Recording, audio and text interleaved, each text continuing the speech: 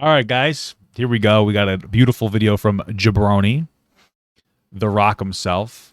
And it's about Sam Hyde versus the world from canceled to champion. Everybody gets their redemption arc, guys. Phenomenal. I go through my day pretty normal. Like, I'm a normal guy. I'm a swell guy. I'm a nice enough guy. I'm a cool kind of guy. I'm a pretty groovy guy. But then I get a little sugar in me and I start to go cuckoo. The Ghost of Kiev has a name, and he has absolutely owned the Russian Air Force. He had told them that he had a gun. Employees quickly evacuated, leaving the man alone inside. I knew it was going to happen. I knew it was going to happen, and I still did it. I still did it, guys. I still let the audio fuck up. I'm a What's he gonna do now?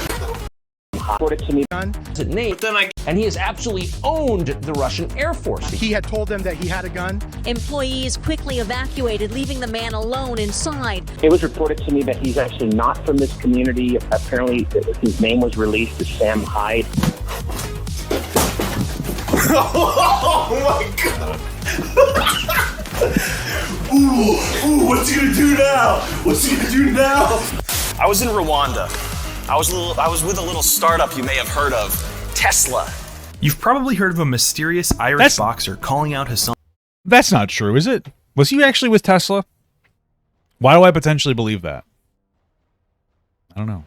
Piker, or the Ghost of Kiev valiantly defending Ukrainian airspace. You might have heard of Harley's trainer being banned from the iDubbbz Creator Clash event, or the Candyman winning a recent boxing match in London. What do all these people have in common, and what happened in the past to make him so controversial, and why is he one of the most Bro, Sam Hyde would have been like a legit WWE wrestler or WWF wrestler back in the day. Like that's pretty much what it is. This is what happens to the real wrestlers, the real entertainers. They get shunned away on the internet.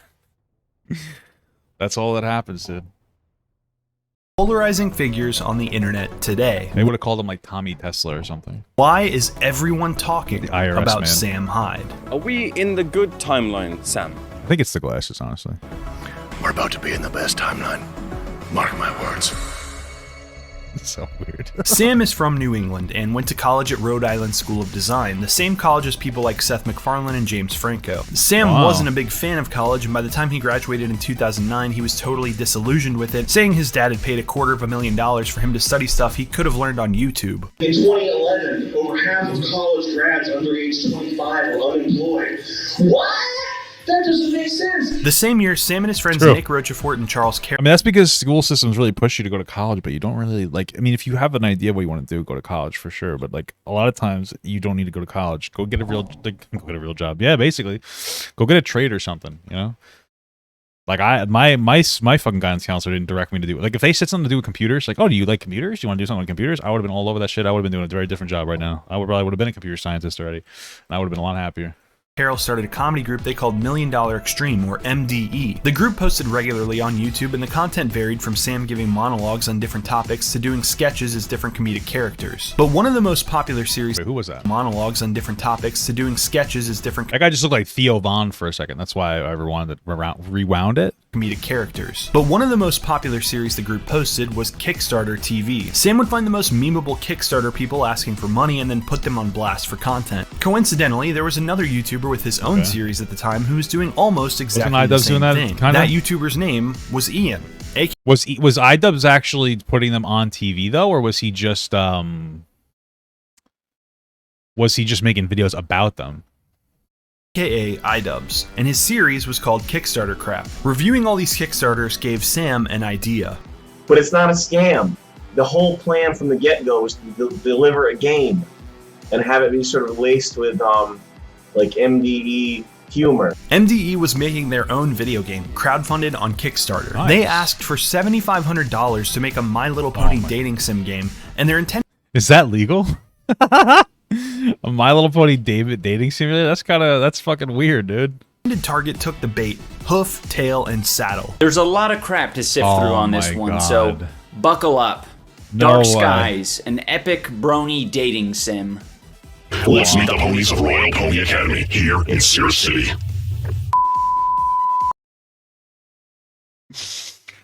Wow, is this the origin story of like Sam Hyde, of like why iDubbbz doesn't like Sam Hyde? Is this it? Is this it? Holy fuck, that did a lot of damage. Is this what it is? I don't blame him now. I get it, you know? I get it. I'm gonna die.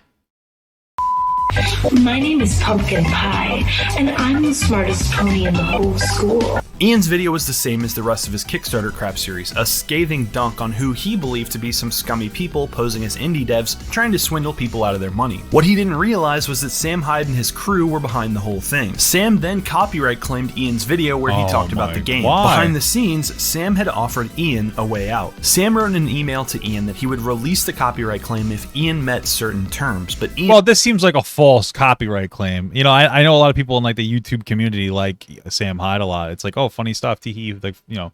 But at the end of the day, like, I mean, he's falsely copyright flagging somebody. You know what I mean? Like, nowadays, if somebody did it, they would, like, people would have an absolute fucking meltdown for that. Ian did not take him up on that offer, so the video stayed copyright striked. None of this was known to the public at the time, nor were the terms of Sam's deal. And to people not familiar with MDE, it just looked like disgruntled indie devs had striked a YouTuber out of anger. Ian would not forget this, and this interaction would come full circle many years later. After their initial success on YouTube, MDE started to expand their work into the real world. Sam somehow got into Rutgers as a guest speaker with a wig on and told the students that college is a scam. Another stop on their tour was at a Williamsburg weird Twitter meetup. Sam got on stage at the open mic and started reading off a bunch of unverified homophobic stats and quotes. At the beginning, the audience was laughing and clapping, but by the time I watched it, it was a little too much for me. I'll tell you that. Definitely not my fucking brand of humor. They realized what was going on, they were in full revolt. The fact that OCD and bipolar disorder are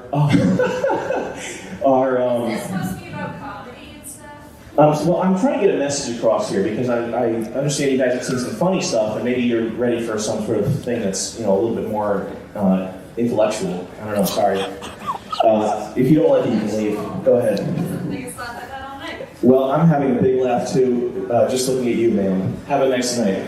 MDE uploaded this routine to YouTube and called it "Privileged White Male Triggers Oppressed Victims, Ban This Video and Block Him." Even back then, the group was careful to put a message in front of the video clarifying that they weren't real homophobes. Probably the most famous of these in-person events from this area was the— They put a claimer saying they're not real homophobes.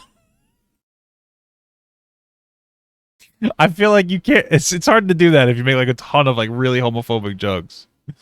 Philadelphia Tedx talk in 2013 at Drexel University. Sam told the panel that he was a filmmaker from Brooklyn whose work had been featured worldwide on Discovery, National Geographic, and had recently returned from Mogadishu, where he was helping a women's group clean up the streets despite the violence in the city. The talk— Bro, dude, somebody's got to fire the person like vetting this information. How the fuck do you let that happen, dude?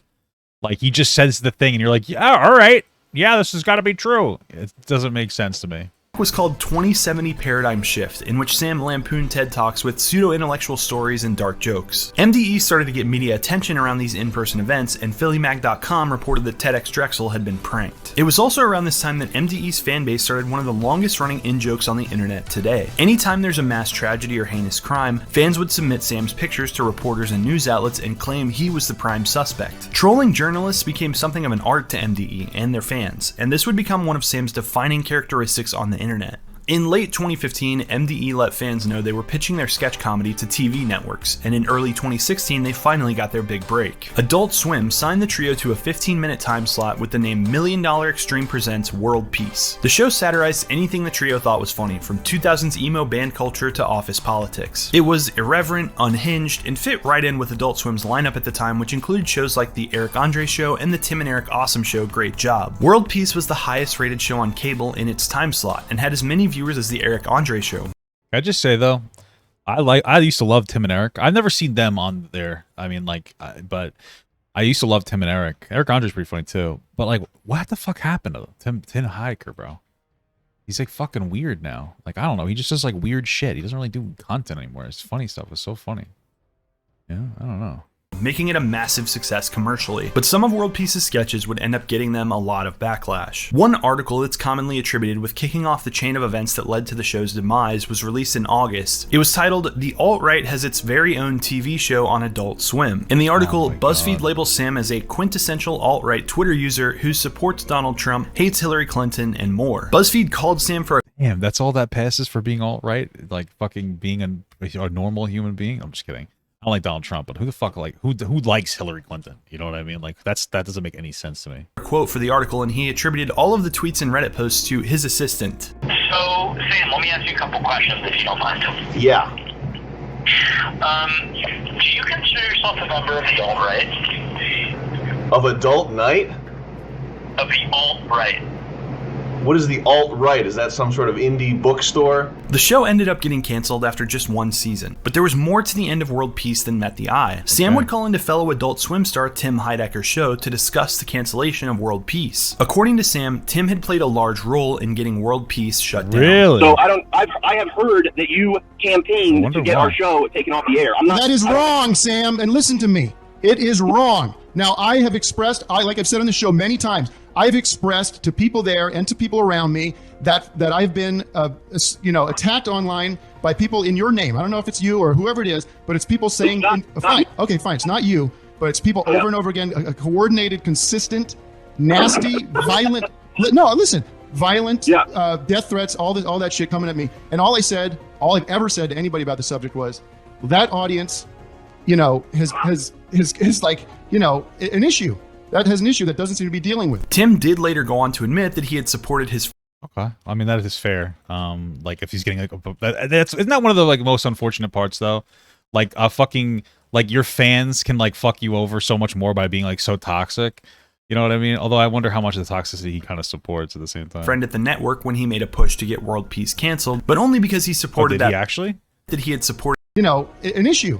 That has an issue that doesn't seem to be dealing with. Tim did later go on to admit that he had supported his friend at the network when he made a push to get World Peace canceled, but only because... Oh, okay, so he supported the friend that was making the push, but he didn't start the push himself. Okay. Because he supported that friend no matter what he does. With no Adult Swim show, Sam and the MDE gang went back to making YouTube content. It was during this time that Sam would pick up an allegation that follows him to this day. If you look up Sam Hyde on Wikipedia, one of the first things mentioned at the top of the page is that Sam Hyde donated money to someone named Andrew Anglin for his legal defense. Anglin is the creator of a neo-Nazi website called the Daily Stormer. In 2017, the Southern Poverty Law Center, acting on behalf of a Montana woman named Tanya Gersh, sued Andrew Anglin for doxing her and several other Jewish citizens of her town. According to Anglin, the doxing was in response to Tanya trying to extort a local woman for her son's political beliefs. Anglin hired an attorney and then raised $150,000 through online donations to pay for his legal fees. One of these donations had a familiar name on it, Sam Hyde. LA Times reporter Matt Pierce reached out to Sam to ask about it. Here's what the article said. Hyde asked the reporter if he was Jewish and then boasted that $5,000 was nothing to him. Don't worry so much about money, worry if people start deciding to kill reporters. That's a quote. For the reason why, you can say I want reporters to know I make more money than them, especially Matt Pierce. Anglin ended up losing the lawsuit and Tanya was awarded a $14 million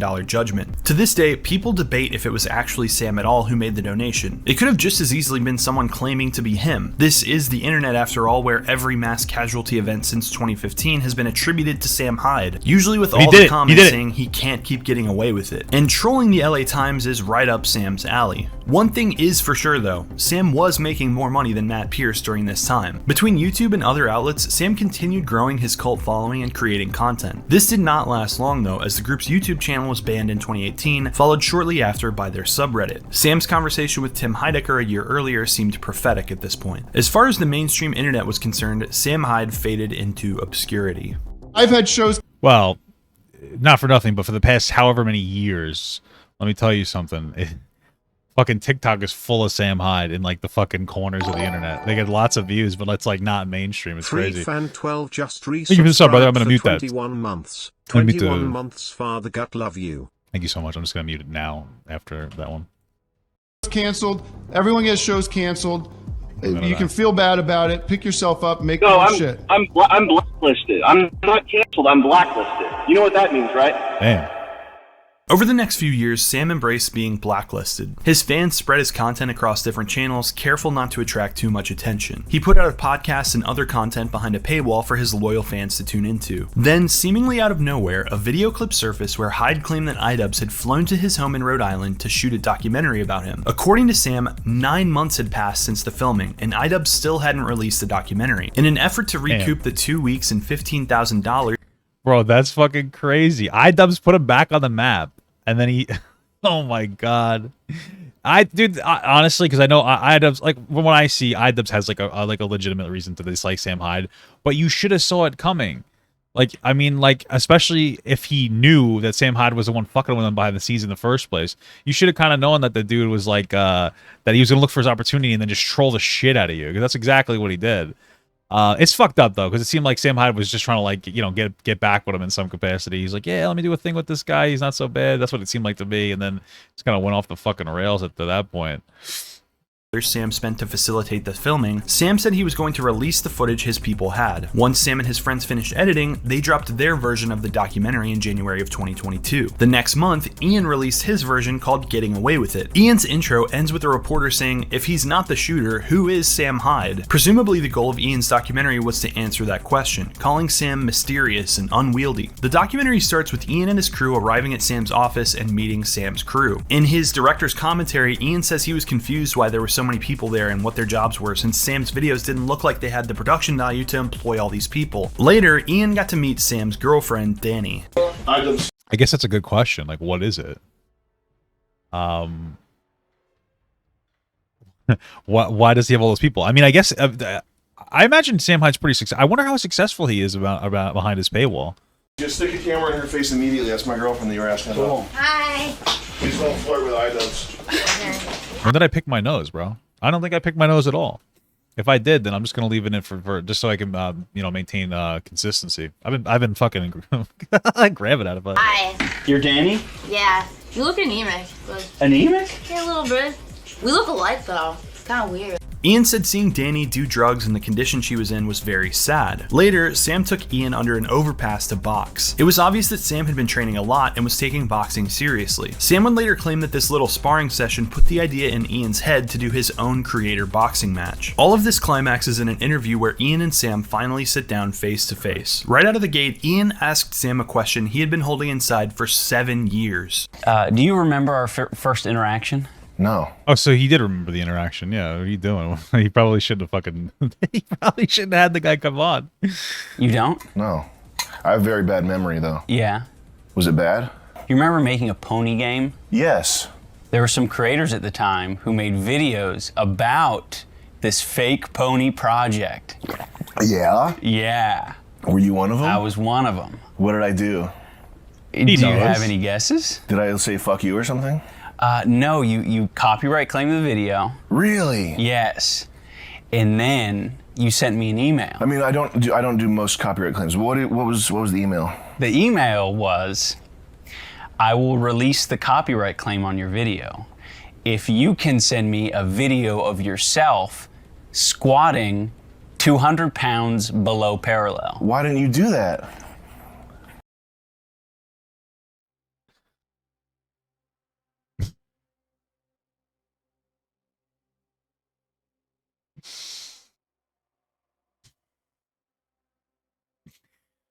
Bro.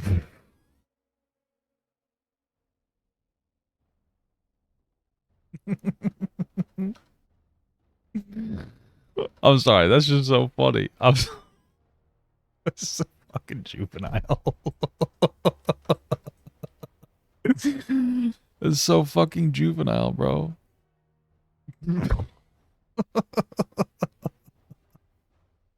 That's so dumb. I should have watched the actual video. That's so fucking stupid, bro. It's so fucking dumb. Oh my god, sorry, give me a second. So I used to like actually like legitimately weight train. So iDubbbz to fucking squat 200 pounds. It would take him maybe a month or two to kind of get like his technique. It'd take him a little bit to get his technique down. It depends on how if he gets himself a trainer or not. But he really just has to get this technique down and stuff, and then he could probably somewhat easily get to like a 200-pound squat. Damn, I'm getting fucking wrecked. You'd be so much stronger now if you'd done that. Yeah. Damn. A lot of viewers found this to be an awkward and confrontational way to start an interview, and many people speculated, I could see why. Sam himself, that Ian's real goal with the documentary was to expose someone who had fallen off, from Adult Swim fame to maybe. relative obscurity. Then Ian started questioning. I don't know, man. I don't know if I believe that. I mean, maybe that's what happened. I guess Sam Hyde was there. My thing is I feel like Sam Hyde was always going to troll iDubbbz. You know what I mean? Like, I feel like it was always going to be a troll. So I don't know how much I believe that it was, you know, going to be something else. Like, I wonder if it's real or if that was just kind of like his excuse, you know? I just wonder. Questioning Sam about Danny, and Sam dropped a bombshell on him. Have you tried to get her any help? No, seeing as she's a girl I paid $500 to shave her head and pretend to be my girlfriend, no, I haven't tried to get her any help. I mean, that doesn't mean that you're not dating. I mean, sometimes you just have, like, you know, financial transactions, you know what I'm saying? Should you want me to try? Wait, okay. I don't know her that well. It's probably not my business to get her off drugs. Also, I think I told her to put her hand in your pocket and pretend to be on drugs. Shut up. Danny wasn't Sam's girlfriend at all, but an actress he had hired from a local community college. The office wasn't his real office, but one Sam had rented specifically to troll Ian. Everything Ian had filmed for the first 3 days of the shoot was an elaborate hoax that Sam and his crew had been planning for months. Sam's version of the documentary showed a completely different story from Ian's. They created a 4-page document on how to gaslight iDubbbz. A song with the hook swag like iDubbbz. Stage fight over who gets to use the alias Cream Boy. Even though they started making very similar content all those years ago, the differences between who Sam had become as a content creator and who Ian had become as a content creator over the years were glaringly obvious after watching both versions of this documentary. In one scene, Ian told Sam, "When you're saying something serious, you should tell the audience you're 100% serious." Sam responded by basically saying, "Yeah, that's a great idea. Let's treat the audience like they're idiots." Later in Ian's documentary, Ian put a chart on oh my god, I just used it. I don't think that their introductions were like that similar to each other's like careers. You know what I mean? Like, I feel like they were both like a bit edgy, but they weren't like. Sam has always been a fucking boundary pusher. And then of course iDubbbz like was able to find like a lot of success, like very, very like heavy financial success and investments because he didn't get blacklisted and Sam wasn't. And I feel like when you get rich, you make a lot of money, probably changes you. And obviously, then also, you know, I think part of iDubbbz just kind of was like tired of the edgy type content too, which is something that can happen, especially if you don't need to make that kind of content anymore. You know what I mean? So people call that selling out. It's possible he sold out. It's possible that he just kind of like got older. But Sam had to keep his grind on, brother. You know, he had to keep up that grind, keep up that money. The screen explaining irony to his viewers. He explained that it was difficult trying to talk to Sam because he used meta-irony to blur the line between sincerity and jokes. Sam's humor, on the other hand, exists on the complete opposite spectrum from Ian's, and he seems to revel in Ian's efforts to open Pandora's box. After both documentaries dropped, they both released follow-up videos and squashed any beef that there might have been between them, with Sam saying that he was grateful someone with such a large platform had featured him in his content. For a short time, relations were cordial between the two, and then creator clash happened. Just 1 month after iDubbbz posted Getting Away With It, he announced that he would be hosting a YouTuber boxing event called Creator Clash. Some of the selling points were that tickets would be half the cost of other boxing events, every purchase would support charity, and Ian also made a point to say that they weren't going to encourage the fighters to start fake drama for publicity. This was going to be a legitimate boxing event with properly matched opponents who were going to take it seriously and train for several months. The main card would be iDubbbz himself, but he said he didn't have an opponent confirmed to fight yet. People online immediately said Ian should fight Sam Hyde, but in a space on Twitter, Ian and his wife Anissa had this to say. There's been some talk of Sam Hyde getting involved in your event. Could you speak to that? If anyone saw the documentary Getting Away With It, we worked with Sam Hyde for a period, and it was tough. You know, he was wanting to put on his own show, and he did, and it was funny. But he's not a super cooperative guy. He's very unpredictable. So involving him in our event just isn't a good idea. I think most people would. Listen, that's completely fair. You know, like, and and that's why people like Sam Hyde, because he does push the boundaries, because he is so fucking crazy. But like, then you have to understand that some of the negatives that come with it are shit like that, where like, you know, he's a little too edgy, a little too unpredictable to be able to, you know, fully trust doing an event like that. You know, business risk. I think most people would understand that. Yeah, Yeah. it's a huge business risk. People on the internet generally were not happy about Sam not being allowed to fight. That makes Sam sense, found a man. way to become involved anyway by becoming the trainer for Harley from Epic Mealtime, who would fight Game Grumps host Ego Raptor. Finally, the day of the big fight in Tampa came on May 14th, 2022. When Sam and his crew showed up, something unbelievable happened. Were you under the impression that you were going to be on this card at any point? No, I didn't think I was going to be on the card, but I didn't realize at any point that I was going to be blacklisted from a charity event. That I got 5 front row tickets. It was $10,000, and it's for charity. And supposedly I'm going to be refunded this money. So I guess he wants me not around badly enough that it's worth taking away $10,000 from charity. Most people online were... Well, listen, man, like, again, like, I could understand that. And then, like, I remember seeing he was kind of there to troll. He was there to troll a little bit. He was there to be a little bit of a troll. He had, like, even with him not being there, he was there to, like, sell t-shirts and, like, kind of be a little rowdy. You know what I mean? I mean, again, like, that's Sam Hyde and his content. He's unpredictable. He's rowdy. People love him for that, but it's going to come with some negatives. You know, Sam's a wild card. That's why people love him. But, like, you know, I totally understand, especially since it's the first creator clash. You know what I mean?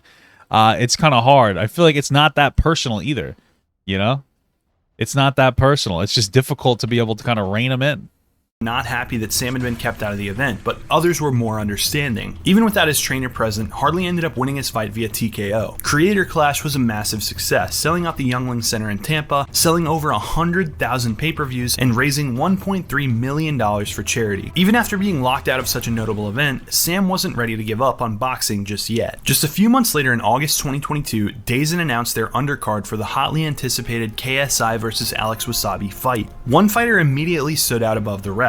Sam Hyde. Sam would be fighting musician and YouTuber I Am Thompson in London. Sam created a new character for this event, and in every training interview and video he did, Sam appeared as an angry Irish boxer called the Candy Man. Talk to me about this fight, Sam, and what you're going to do to this man on Saturday night. Oh, I done it. Have you heard much Irish folklore? I haven't heard a lot, but I'm sure you're going to tell me. Sam also made sure to call out popular political Twitch streamer Hassan Piker, saying he wanted to fight him next. I don't think Hassan is a political Twitch streamer anymore, let's be honest, okay? He's just kind of there. Sam would go on to definitively win this fight, but it wasn't the win that grabbed the internet's attention. Oh, you know it, lad. You know that, Hassan Piker? I'm coming to kill you! In Los Angeles, at your house! Or in the ring? No, in real life. 2022 has seen a massive return of Sam's popularity. You know what's interesting though, because he says no in real life. Like, I feel like a lot of Sam's humor can be difficult to interpret, but that to me was like a very explicit sarcasm. Like, just the tonage of his voice, I feel like he knew that he had to make sure that people knew that it was sarcasm, because that would have been way too fucking, you know, he needed, if he was too dry on that delivery, that could have been fucking catastrophic, you know? Popularity in mainstream internet circles, and people just can't get enough of the Candyman. I'm sure we'll see him in the ring again very soon. Sam is like Schrodinger's comedian. The harder you look at him, the less sure you are about anything. You can put him under a microscope, try to ask him hard-hitting questions about what he believes, try to catch him in some kind of lie or gotcha moment, and he will look you straight in the eye, answer your question, and leave you even more confused than before. This confounds people like iDubbbz, who probably see the humor in Sam's comedy and want to like it, but are afraid to be a fan of him just in case he actually holds controversial views. Personally, I don't think Sam wants us to care this much about who he really is or what he really believes. I don't think he thinks it's that interesting. In Sam's world, who is interesting is the Ghost of Kiev and the Candyman. In a lot of ways, Sam's jokes are about offensive, dark, post-ironic humor, and his punchline is the audience. So you gotta be thinking to yourselves right now, who's this 22-year-old kid up on stage with a chip on his shoulder and his heart on his sleeve and the world in his eyes? Well, that's a tough question, asking somebody to define who they are. I much prefer to ask, what inspires that person? What inspires you? If you like this video, you'll probably like my video I made about iShowSpeed. And as always, thanks for watching, stay weird internet, see you next time, peace. They asked for $7,500 to make a My Little Pony day. Honestly, I would have donated to it if they had the ponies fucking each other in it. That would have sold it for me, to be honest with you. Okay, it's a good video. Thank you so much for watching, guys, and another special shout out to all my Patreon and Twitch subs. If you'd like to support this channel further than you already have by just watching the video alone, go down to the links below where you can sub on my Patreon, which will allow you to get your name on this beautiful black wall. Or you can go to the Twitch page and you can actually use a free Amazon Prime sub, if you have Amazon Prime, to subscribe. Thank you very much, guys. Take care.